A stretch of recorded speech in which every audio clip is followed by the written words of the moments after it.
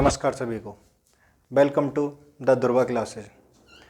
The दुर्वा classes में आप सभी का हार्दिक स्वागत है। मेरा नाम है जयदीप सिंह और ये पॉलिटिकल साइंस की क्लास है, राजनीति विज्ञान की।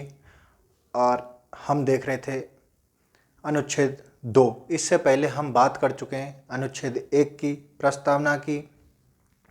अनुच्छेद 1 हमने पूरा विस्तार से देखा। इससे पहले हमने प्रस्तावना देखी, संविधान सभा देखी, संविधान का निर्माण देखा, संविधान के 22 भाग देखे और 12 अनुसूचियों पर हम डिटेल वाइज चर्चा कर चुके हैं। हम बहुत अच्छे तरीके से चीज़ों को व्याख्या कर करके चल रहे हैं। तो ये अनुच्छेद 2 की क्लास है। इसमें केवल अनुच्छेद 2 के ही बारे में बताया गया है। ठीक है, अनुच्छेद 2 क्या कहता है? नए राज्यों का प्रवेश या स्थापना। अनुच्छेद 2 कहता है नए राज्यों का प्रवेश या स्थापना। हम यहाँ फिर से एक बार देख लेते हैं। अनुच्छेद 2 आता है भाग 1 के अंतर्गत। भाग 1 में आते हैं अनुच्छेद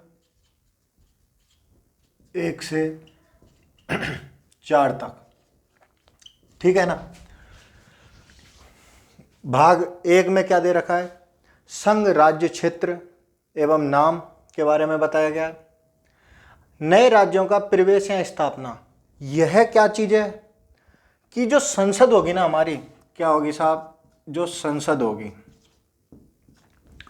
वो ऐसे निर्बंधनों या शर्तों के आधार पर नए राज्यों का क्या कर सकती है? प्रवेश या स्थापना कर सकती है। संसद निबंधनों या शर्तों के आधार पर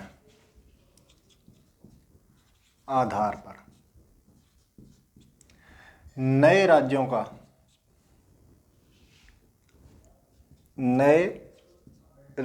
का क्या कर सकती है? प्रवेश या गठन कर सकती है साहब। अब ये निबंधनों या शर्त का जो आधार रहेगा वो क्या रहेगा? तो संविधान में लिखा हुआ है, यानी कॉन्स्टिट्यूशन ऑफ इंडिया में लिखा हुआ है कि जो संसद ठीक समझे। शर्त क्या होगी? जो संसद ठीक समझे। ठीक साहब।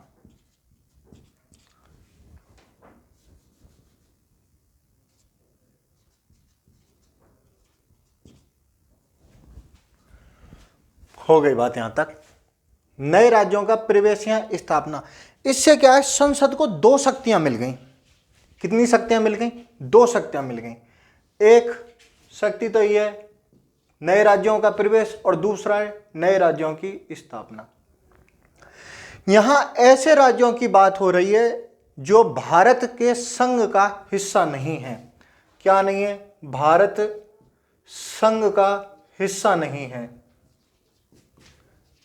हिस्सा नहीं है। भारत संघ का क्या नहीं है? हिस्सा नहीं है। वह ऐसे राज्यों का क्या कर सकती है? संसद नए राज्यों का प्रवेश कर सकती है या स्थापना कर सकती है। अब संसद की 2 शक्तियां मिल गई साहब। इससे संसद की 2 शक्तियां मिल गई। संसद की 2 शक्ति जो अनुच्छेद 2 से प्राप्त है साहब।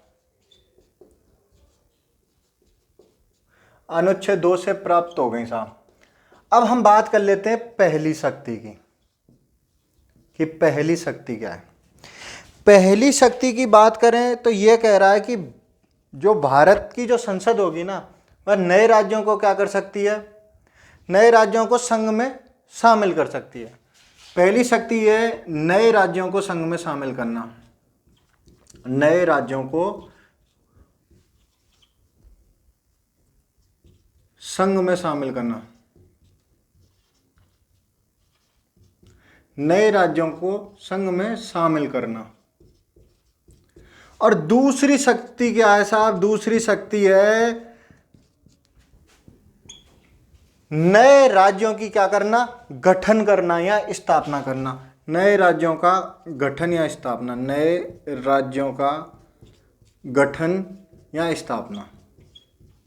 नए राज्यों का गठन / स्थापना। इससे क्या मिल गई? संसद को दो शक्ति मिल गई।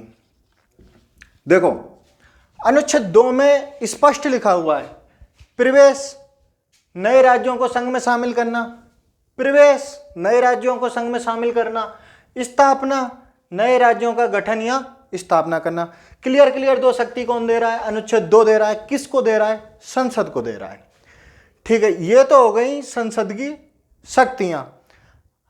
अब जो संसद शामिल करेगी वह किस पे करेगी? निबंधनों या शर्तों पे करेगी। और ये निबंधनों या शर्त कैसी होंगी? जो संसद ठीक समझे। अब इन दोनों में अंतर देखते हैं कि पहली शक्ति और दूसरी शक्ति में अंतर क्या है। मान के चलो कोई ऐसा क्षेत्र है जिसको क्या है, भारत सरकार ने पहले से ही जीत रखा है या अपने आप में क्या कर रखा है, एक्वायर कर रखा है, लेकिन उसको अभी तक क्या नहीं किया है, मिलाया नहीं गया है। तो उसको क्या किया जाएगा? नए राज्यों को संघ में शामिल करना। आप ऐसे समझ के देखो,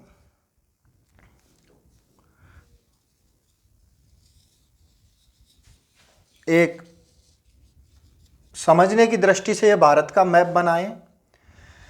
यहां का कोई क्षेत्र है, यह भारत ने पहले से जीत तो रखा है, लेकिन अभी इसमें क्या नहीं किया है, संघ में शामिल नहीं किया। तो सीधे सीधे क्या कर सकती है भारत सरकार? इसको शामिल कर सकती है। यहां पे जो भी स्टेट होगा वो इसमें इस स्टेट की पूरी बाउंड्री को बढ़ा देगी, या सीधे सीधे क्या कर सकती है, संघ में शामिल कर सकती है। ऐसा क्षेत्र जो जीता तो हुआ है लेकिन अभी तक संघ में शामिल नहीं है। ठीक है, अब दूसरे क्षेत्र की बात कर लेते हैं। दूसरा भी क्षेत्र मान के चलो यही है। अब इसको क्या कर सकती है? दूसरी कंडीशन में है नए राज्यों का गठन या स्थापना। मान के चलो वर्तमान में कितने राज्य हैं? 28 राज्य हैं। तो इसे कौन से राज्य का दर्जा दे सकती है? 29वें राज्य का दर्जा दे सकती है। और ऐसी शक्ति कौन से अनुच्छेद से मिलती है? अनुच्छेद 2 से मिलती है, आर्टिकल 2 से मिलती है। कॉन्स्टिट्यूशन ऑफ इंडिया यह है, संसद को क्या दे रहा है? पावर दे रहा है कि वो क्या कर सकता है, नए राज्यों को संघ में शामिल कर सकता है और नए राज्यों को क्या कर सकता है, गठन कर सकता है या स्थापना कर सकता है। अब हम यहाँ थोड़ा सा ना डिफरेंस देख लेते हैं कि आर्टिकल 2 और आर्टिकल 3 में क्या अंतर है। आर्टिकल 2 तो उस टेरिटरी की बात करता है, उस क्षेत्र की बात करता है जो भारत सरकार ने जीत रखी है, लेकिन अभी तक क्या नहीं है, संघ में शामिल नहीं है। ऐसा कोई भी क्षेत्र जो भारत के संघ में शामिल नहीं है उसकी बात करता है। लेकिन अनुच्छेद 3 भी यही बात करता है, लेकिन उसमें वो क्षेत्र शामिल है जो संघ में पहले से ही शामिल है। कोई भी क्षेत्र हो गया जो संघ में पहले से ही शामिल है, अगर उसकी टेरिटरी में कोई भी बदलाव करना है, उस राज्य के क्षेत्र में कोई भी बदलाव करना है, या सीमा में कोई भी बदलाव करना है, या नाम में परिवर्तन करना है, ये सब कंडीशन चली जाएंगी अनुच्छेद 3 में। तो ऐसे समझने की कोशिश करते हैं। अनुच्छेद 2 में कहा गया है कि जो भारत की जो संसद होगी, कॉन्स्टिट्यूशन ऑफ इंडिया पावर देता है अनुच्छेद 2 के तहत किसको? भारत की संसद को, कि भारत की जो संसद होगी वो ऐसे निबंधनों या शर्तों के आधार पर किसी भी राज्य क्षेत्र को क्या कर सकती है, भारत संघ में शामिल कर सकती है। पहली शक्ति। दूसरी शक्ति यह है कि वह राज्य क्षेत्रों का क्या कर सकती है, गठन कर सकती है या स्थापना कर सकती है, नए राज्यों का गठन या स्थापना कर सकती है। ठीक है, अब कुछ समय पश्चात हम देखते हैं कि एक संविधान संशोधन होता है साहब, एक संविधान संशोधन होता है, 35वां संविधान संशोधन। 35वां संविधान संशोधन में अनुच्छेद 2 क्या जोड़ा गया, यहां लिख देते हैं 35वां संविधान संशोधन। कौन सा अनुच्छेद जोड़ा गया? 2 क्या जोड़ा गया। 35वां संविधान संशोधन होता है 1975 में। ठीक है साहब, 2 कै में क्या है?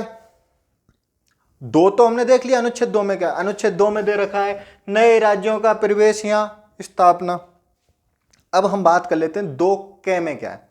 2 कै में कहा है सिक्किम राज्य को भारत संघ में सहयुक्त करना।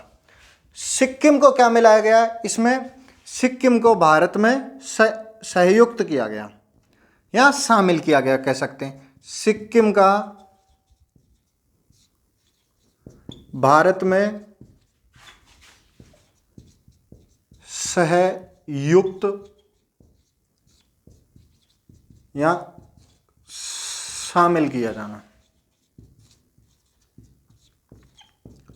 ठीक है साहब, सिक्किम को भारत में संयुक्त या शामिल किया जाना। 35वां जो संविधान संशोधन होता है उसमें क्या जोड़ा गया, कौन सा अनुच्छेद जोड़ा गया? अनुच्छेद 2 क्या जोड़ा गया और अनुसूची जोड़ी गई 10वीं अनुसूची।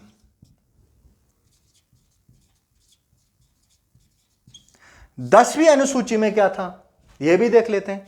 10वीं अनुसूची में क्या था यह भी देख लेते हैं। तो 10वीं अनुसूची में यह था कि जब सिक्किम को शामिल किया गया तो सिक्किम के लिए कुछ शर्तें भी रखी गई। सिक्किम को शामिल किए जाने की शर्तें, सिक्किम को शामिल किए जाने की शर्तें रख दी साहब। 35वें संविधान संशोधन से क्या क्या प्रभावित हुआ? तो 35वें संविधान संशोधन से प्रभावित हुआ, सिक्किम को भारत में संयुक्त या शामिल किया जाना, अनुच्छेद 2 कै जोड़ा गया और 10वीं अनुसूची जोड़ी गई। 10वीं अनुसूची में क्या था? सिक्किम को शामिल किए जाने की शर्तें थीं। अब वर्तमान स्थिति की बात कर लेते हैं। तो वर्तमान स्थिति में अनुच्छेद 2 कै का लोप कर दिया गया है और 10वीं अनुसूची भी हटा दी गई उस समय। ठीक है, यह कंडीशन कैसे कैसे आई, उससे पहले हम थोड़ा सा सिक्किम के बारे में जान लेते हैं कि सिक्किम कैसे भारत में शामिल हुआ। क्योंकि जैसे ही 35वां संविधान संशोधन होता है और 2 कै जोड़ा जाता है तो मूल संविधान में कहीं भी ऐसा नहीं लिखा गया था कि राज्य से कम किसी भी बात पर कॉम्प्रोमाइज की बात नहीं लिखी गई है कि भारत का जो होगा संसद होगी वो नए राज्यों को क्या करेगी, या तो शामिल करेगी, दूसरी कंडीशन ये थी कि स्थापना या गठन करेगी। लेकिन यहां तो देखा कि सिक्किम का भारत में संयुक्त या शामिल किया जाना, सिक्किम शामिल तो किया लेकिन उसे राज्य में दर्जा नहीं दिया गया।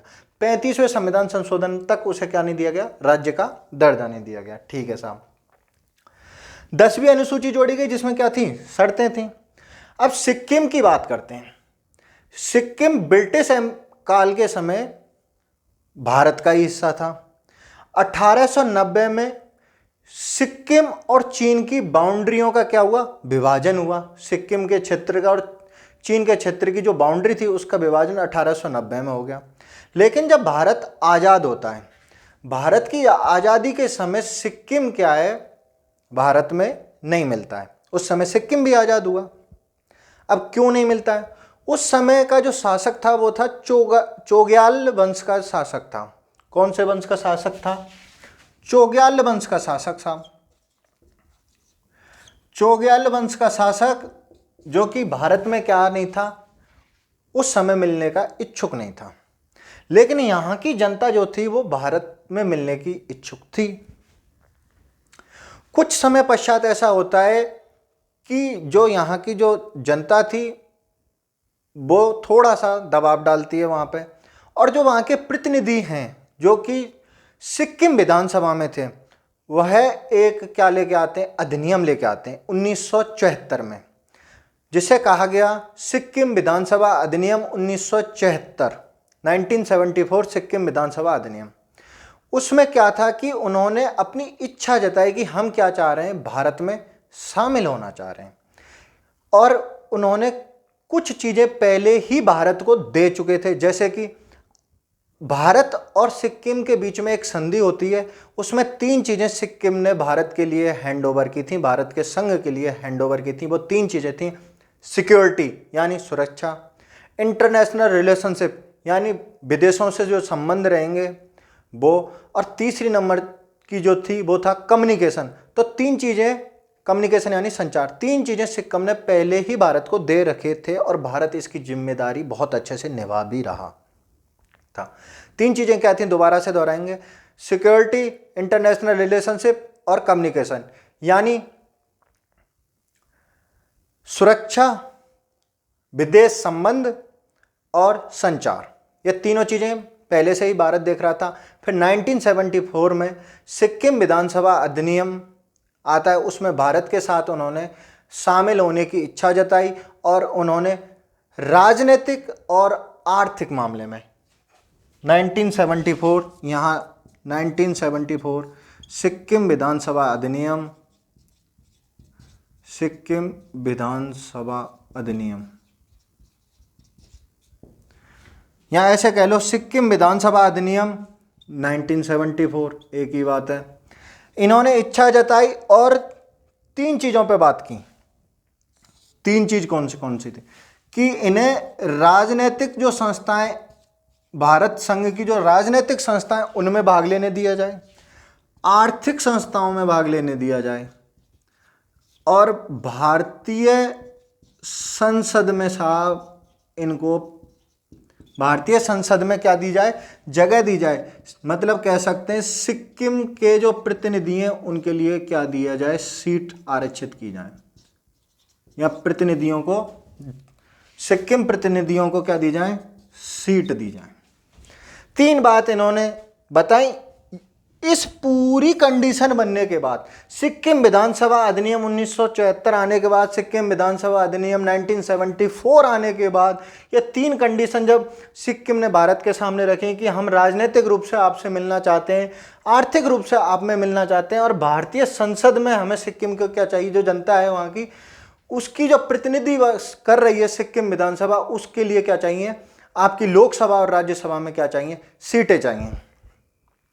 तब भारत में क्या आता है, 35वां संविधान संशोधन होता है और 2 क जोड़ा जाता है जिसमें कि सिक्किम का भारत में संयुक्त शामिल किया जाना और 10वीं अनुसूची जोड़ी जाती है, सिक्किम को शामिल किया जाना। लेकिन यह कंडीशन साहब ज्यादा दिन नहीं रह पाई। इससे क्या है, संसद में एक बहस छिड़ गई। बोले कि सिक्किम को पूर्ण राज्य का दर्जा है नहीं और हमारे संविधान में कहीं ऐसा लिखा हुआ नहीं है, अनुच्छेद 2 क जोड़ा है, 10वीं अनुसूची जोड़ी है। बोला ना, सिस्टम जमा को नहीं। तो फिर अगले साल एक नया संविधान संशोधन होता है और संविधान संशोधन था 36वां संविधान संशोधन। 36वां संविधान संशोधन में क्या था कि साहब सबसे पहले 36वां संविधान संशोधन होता है। 36वां संविधान संशोधन में यह था वेरी मोस्ट, 36वां संविधान संशोधन यह था कि अनुच्छेद 2 का लोप हो गया साहब, खत्म, टाटा बाय बाय। अनुच्छेद 2 का क्या कर दिया गया, लोप कर दिया गया। कौन से 36वां संविधान संशोधन से लोप कर दिया गया, अनुच्छेद 2 का लोप कर दिया साहब।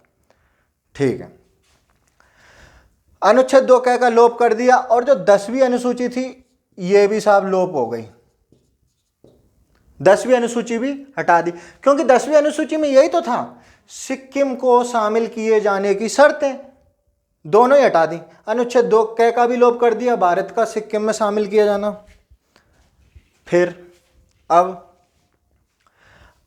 इसको क्या है, सिक्किम को भारत में शामिल कर लिया गया 22वें राज्य के तौर पे, 22वां राज्य बना दिया साहब।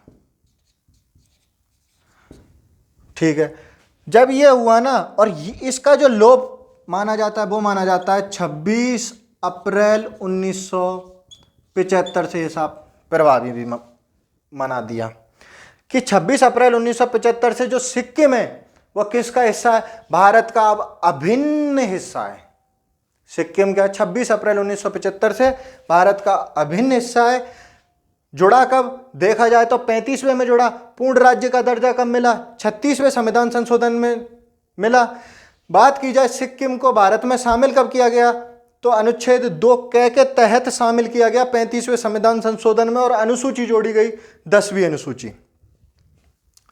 ठीक है, अगर बात करें 36वें संविधान संशोधन में तो 36वें संविधान संशोधन में अनुच्छेद 2 का लोप हो गया, या यूं कहें कि अनुच्छेद 2 का लोप कौन से संविधान संशोधन में हुआ, तो 36वें संविधान संशोधन में लोप हो जाता है, 10वीं अनुसूची को हटा दिया जाता है। उस समय कौन से नंबर का राज्य बना, तो 22वें नंबर का राज्य बना। और यह प्रभावी कब से हुआ, 26 अप्रैल 1975 से यह सब लागू हो गया। ठीक है साहब, यहाँ तक तो चीज़ें आई समझ में। अब इससे ना कौन कौन सी चीज़ें प्रभावित हुई, जरा उन पे भी चर्चा कर लें। तो इस 36वें संविधान संशोधन से प्रभावित होने वाली चीज़ें थी, एक तो साहब प्रभावित हुई अनुसूची 1। क्या प्रभावित हुई? अनुसूची 1 प्रभावित हुई। अनुसूची 36वां संविधान संशोधन से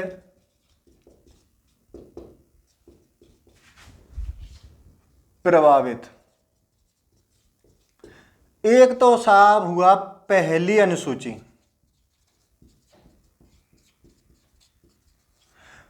एक हुआ साहब चौथी अनुसूची।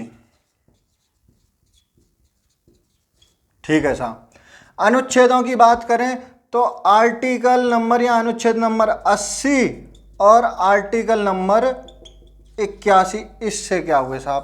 प्रभावित हुए। ठीक है साहब, इससे कैसे कैसे प्रभावित हुए? 36वां संविधान संशोधन होता है, भारत में सिक्किम को क्या है, पूर्ण राज्य का दर्जा दे दिया जाता है। जब भारत में किसी को पूर्ण राज्य का दर्जा देंगे तो इससे क्या है, भारत की बाउंड्री चेंज हुई। और भारत की जैसे ही संघ की बाउंड्री चेंज हुई तो पहला जो भाग है उसकी पहली जो अनुसूची है, या पहला भाग कह लो या अनुच्छेद 1 कह लो, उसमें क्या लिखा है, भारत का संघ राज्य क्षेत्र। तो भारत के संघ राज्य क्षेत्र या बाउंड्री में परिवर्तन आया कि नहीं आया? थोड़ी और बढ़ गई।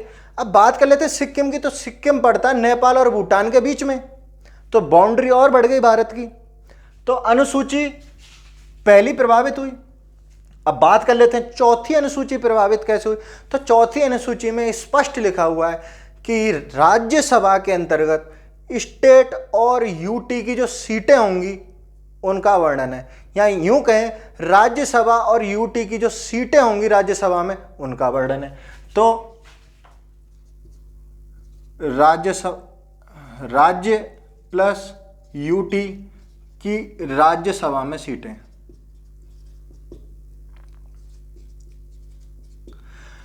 पहली अनुसूची में संघ राज्य क्षेत्र। ठीक है, यह चीज हमने देख ली, दोनों अनुसूची कैसे प्रभावित हुई। अब हम बात करेंगे 80 और 81, पर उससे पहले एक छोटी सी चीज और मैं आपको बता दूं। जब सिक्किम जोड़ा गया तो सिक्किम की जो जनता का कुछ प्रतिनिधित्व भी होगा, कुछ प्रतिनिधि राज्यसभा में भी चुन के आते होंगे। जो राज्यसभा में आते हैं तो अब उनके लिए सीटें बढ़ाई जाएंगी। अब बढ़ाई जाएंगी तो इसके लिए तो साहब अनुसूची 4 में परिवर्तन ही करना पड़ेगा, क्योंकि अनुसूची 4 में लिखा हुआ है राज्य की और यूटी की राज्यसभा की सीटें। तो अनुसूची 4 इसलिए प्रभावित हुई। अब आर्टिकल 80 कैसे प्रभावित हो गया? क्योंकि आर्टिकल 80 इसलिए प्रभावित हो गया, आर्टिकल 80 में लिखा हुआ है राज्यसभा की संरचना। राज्यसभा की संरचना अगर बात करें, जब राज्यसभा में सीटें बढ़ाई गई सिक्किम की, या सिक्किम की सीटें जोड़ी गई, तो इससे आर्टिकल 80 प्रभावित हुआ। अब बात कर लें 81 कैसे, तो 81 में क्या है, लोकसभा की संरचना।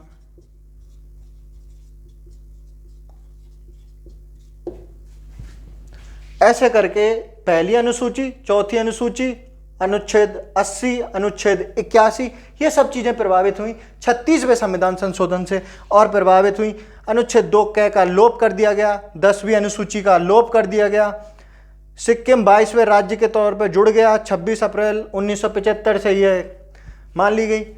अब एक अनुच्छेद और प्रभावित होता है और वह है अनुच्छेद 371 एफ।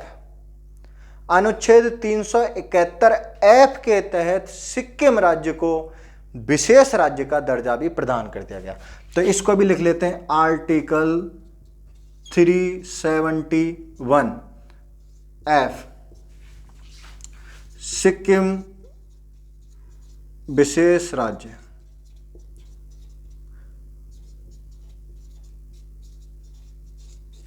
यहां सिक्किम के विशेष राज्य दर्जा से संबंधित उपबंध किसमें?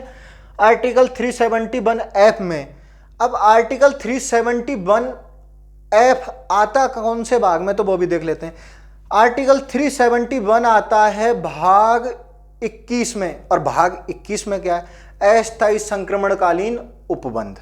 ठीक है, अनुच्छेद 80 और 81 किस में आता है, तो ये आते हैं भाग 5 में, जहां लिखा हुआ है संघ सरकारें।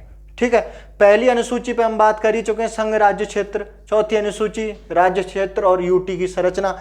और ये था आज का हमारा पूरा विश्लेषण, जिसमें हमने ये बताया कि 35वें संविधान संशोधन के द्वारा अनुच्छेद 2 कै जोड़ा जाता है और 36वें संविधान संशोधन के द्वारा 2 कै का क्या कर दिया जाता है, लोप कर दिया जाता है। 35वें संविधान संशोधन के द्वारा 10वीं अनुसूची जोड़ी जाती है और 36वें संविधान संशोधन के द्वारा 10वीं अनुसूची को हटा दिया जाता है। बात कर लेते हैं एक बार फिर से, अनुच्छेद 2 में क्या था, नए राज्यों का प्रवेश या स्थापना। नए राज्यों का प्रवेश या स्थापना कौन करेगा, तो संसद करेगी। कैसे करेगी, संसद ऐसे निबंधनों या शर्तों को तैयार करेगी जो वो ठीक समझे, और उसके आधार पर क्या करेगी, वह भारत के नए राज्यों में प्रवेश कर देगी या स्थापना। ठीक है, इससे क्या मिली थी, संसद को 2 शक्तियां मिल गई थी। 2 शक्ति कौन कौन सी थी, हमने उस पर भी बहुत अच्छे से चर्चा की कि 2 शक्ति कौन कौन सी थी, कि नए राज्यों को क्या कर सकती है, अपने में मिला सकती है, और दूसरी शक्ति ये थी कि नए राज्यों की क्या कर सकती है, स्थापना या गठन कर सकती है। दोस्तों, यह था आज अनुच्छेद 2 का पूरा वीडियो। कल आएगा अनुच्छेद 3 का। हम एक एक अनुच्छेद को पूरा डिटेल से देख रहे हैं। यदि आपको हमारी वीडियो अच्छी लगी हो तो इसे लाइक करें, अगर अच्छी नहीं लगी हो तो डिसलाइक करें। डिसलाइक क्योंकि कारण ज़रूर बताएं, कोई भी कमी रह गई हो तो उसका कारण ज़रूर बताएं। हम सुधार करने के लिए एकदम तैयार हैं, और आप इसे अपने दोस्तों तक भी क्या कर सकते हैं, साझा या शेयर कर सकते हैं। और बने रहिए द दुर्वा क्लासेज के साथ। अगर आप ये अनुच्छेद वाली वीडियो को देखना चाहते हैं तो इसकी एक प्लेलिस्ट बनाई हुई है, जिसका लिंक आपको डिस्क्रिप्शन बॉक्स में मिल जाएगा, और उसमें पॉलिटी से जुड़े हुए जितने भी अब तक टॉपिक हो चुके हैं वो सब मिल जाएंगे। तो आज के लिए बस इतना ही। जय हिंद, जय भारत।